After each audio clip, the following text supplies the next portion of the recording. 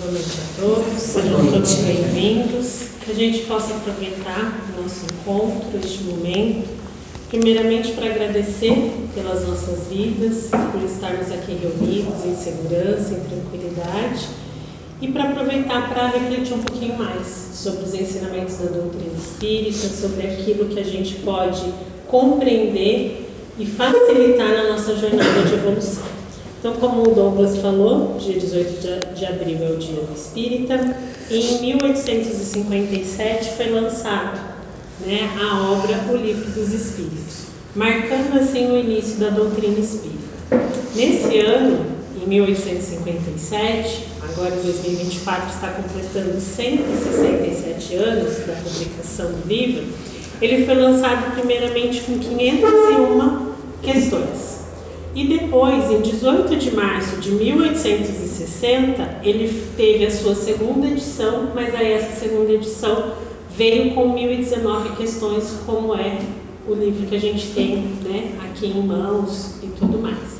Então, essas questões, elas são questões que Allan Kardec fazia, distribuía para vários médiuns, e ele foi compilando essas questões conforme as respostas vinham com igualdade de essência de respostas. E aí ele foi as perguntas e as respostas que vinham da própria espiritualidade. Em alguma dessas questões ele colocava também o seu próprio comentário, aquilo que ele próprio refletia sobre aquele assunto. Então, como ele é pedagogo, a gente já teve outras palestras anteriores falando sobre ele teve todo um trabalho didático, pedagógico, para fazer essa codificação, e no Livro dos Espíritos ele dividiu o livro em 4 partes. A primeira parte ele fala das causas primárias, que aborda sobre a divindade, sobre a criação e os elementos fundamentais do universo.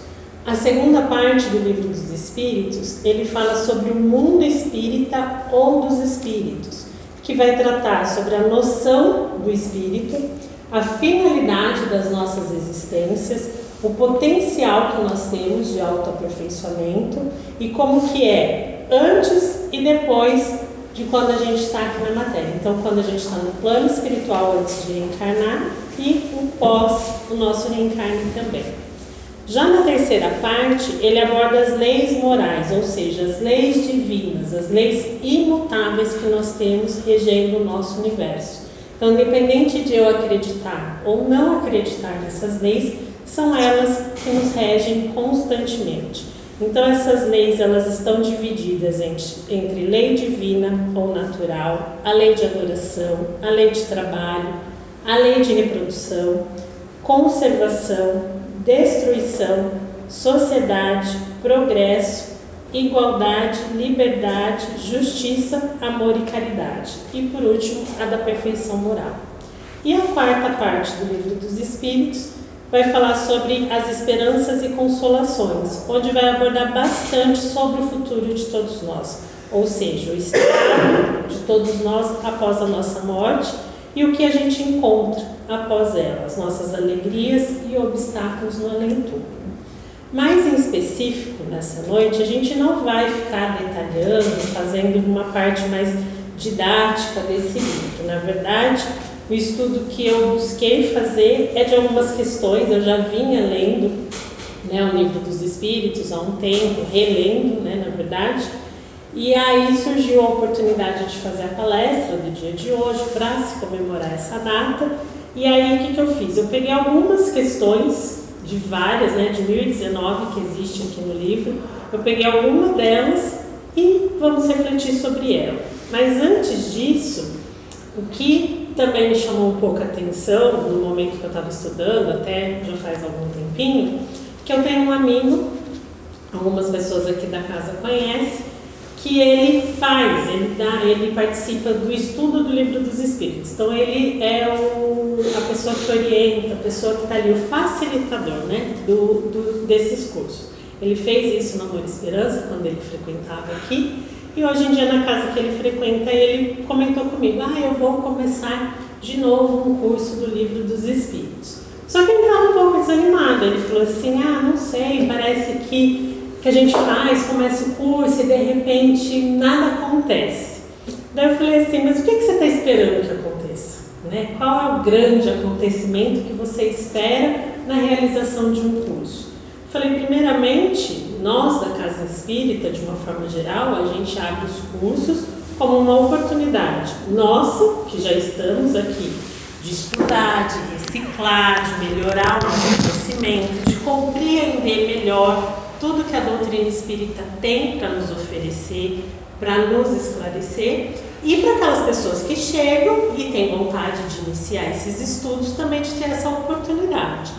Eu falei assim, e às vezes você está esperando grandes coisas e não vai estar nos seus olhos essa descoberta, né, do que as pessoas vão estar aprendendo, se desenvolvendo através do curso. E sim, a oportunidade sua, em primeiro lugar, porque se você está tendo de novo a oportunidade de ser esse facilitador, então a primeira oportunidade é sua, de se reciclar, de aprender um pouquinho mais, de compreender um pouquinho mais e de trocar, compartilhar com as pessoas que ali vão estar mais aprendizados.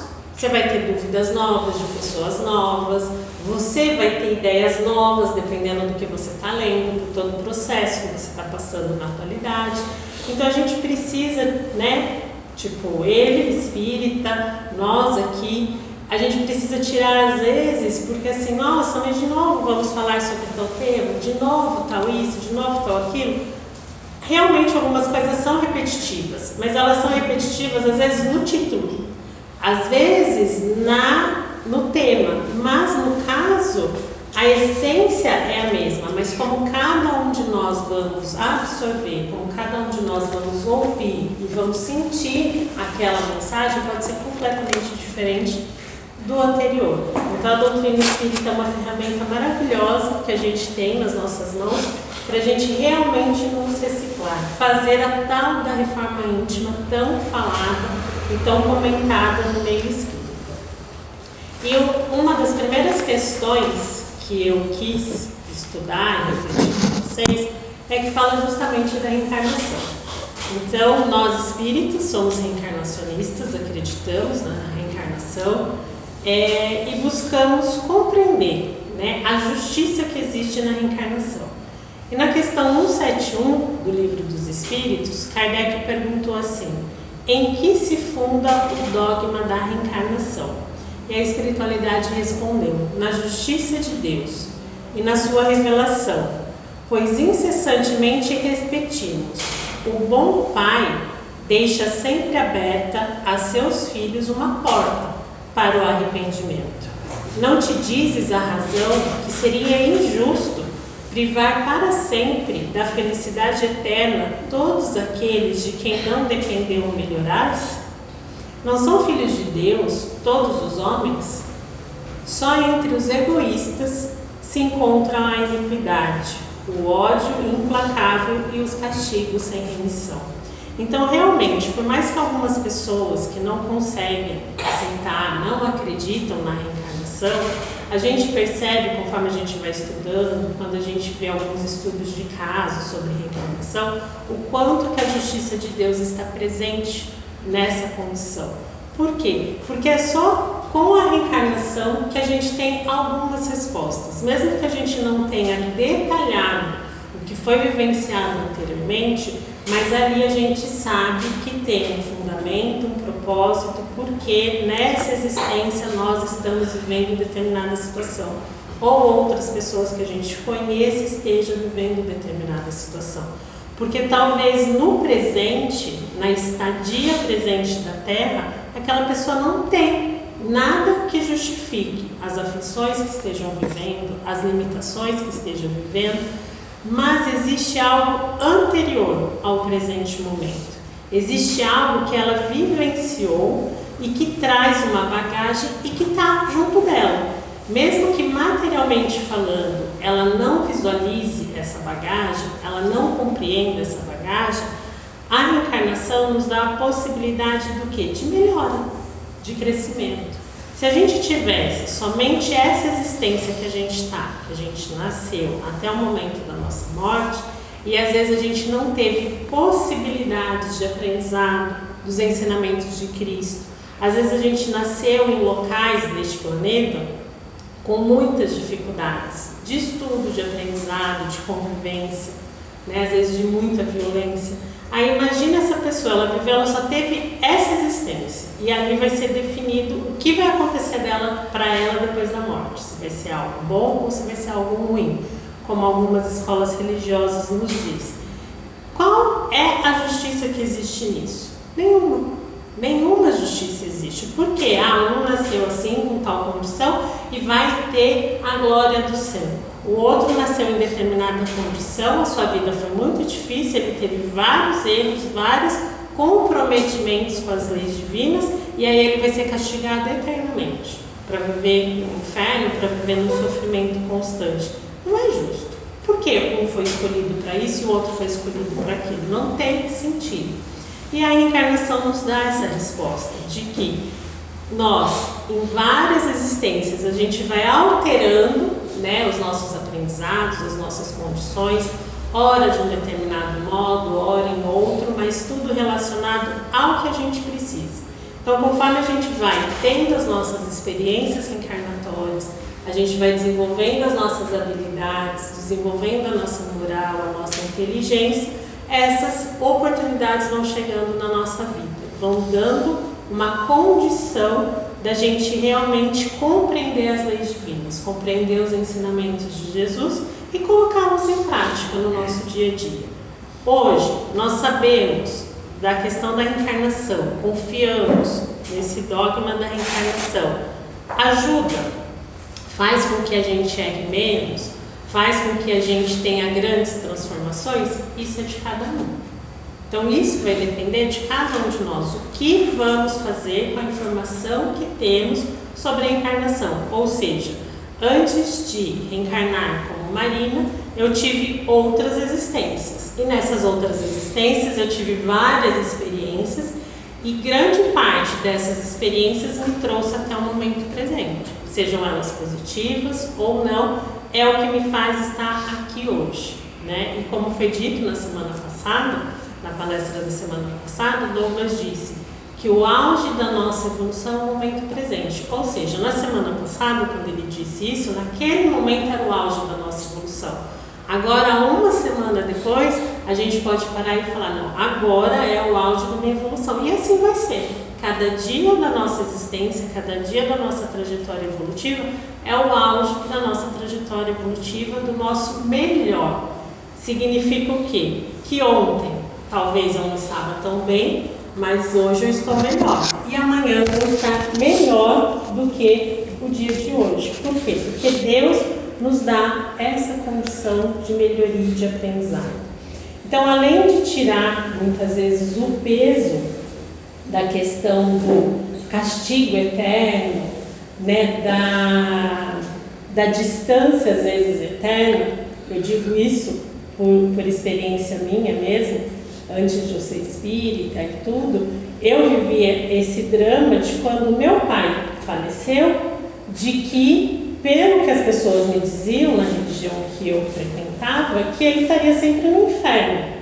E aí aquilo me machucava demais, porque eu falava assim, que graça vai ter eu estar no céu se as pessoas que eu amo vão estar no inferno. Para mim não fazia sentido. E eu era muito nova. Então isso acabava às vezes trazendo uma dor que falava assim, eu pensava nisso, eu falava assim, mas onde está Deus que deixa isso acontecer com tal pessoa e tudo mais.